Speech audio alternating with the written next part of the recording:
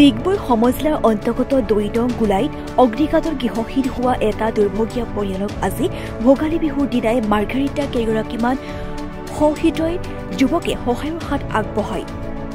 উল্লেখযোগ্য যে 28 ডিচেম্বৰত সংঘটিত হোৱা এক ভয়ংকৰ অগ্নিকাণ্ডত ডিগবৈ 2 নং গোলাই নিবাসী চাহাবুদ্দিন আলী নামৰ লোকজনৰ বাসগৃহত জুইত সম্পূৰ্ণৰূপে ভস্মীভূত হৈছিল।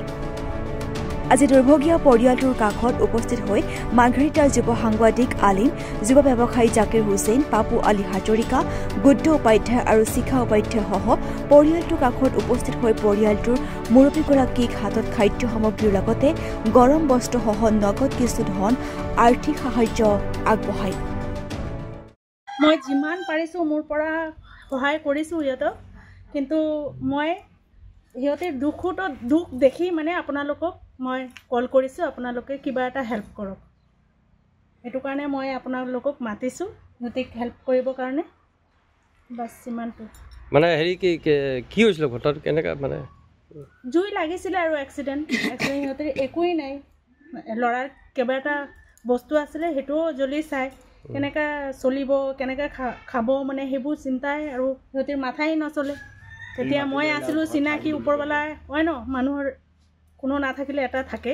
তো মই আছিলোঁ, মই কৈছোঁ বাদ দে, চিন্তা কৰিব নালাগে, মই কৰিম যি কৰিম। তো তেতিয়াৰ পৰা এতিয়ালৈকে মই হেল্প কৰিছোঁ।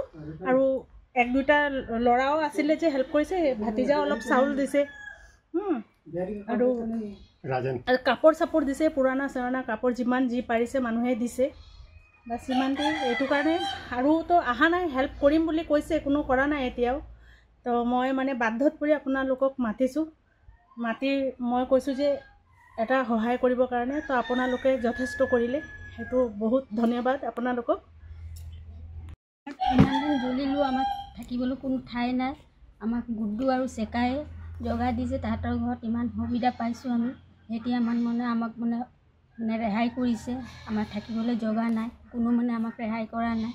এতিয়া নাথাকিলে আজি আমাৰ কি অৱস্থা হ'লহেঁতেন। সেটি আমাক বহুত চালে, আপোনালোকে যিটো দিছে, কিন্তু আমাৰ কাৰণে বহুত ধন্যবাদ।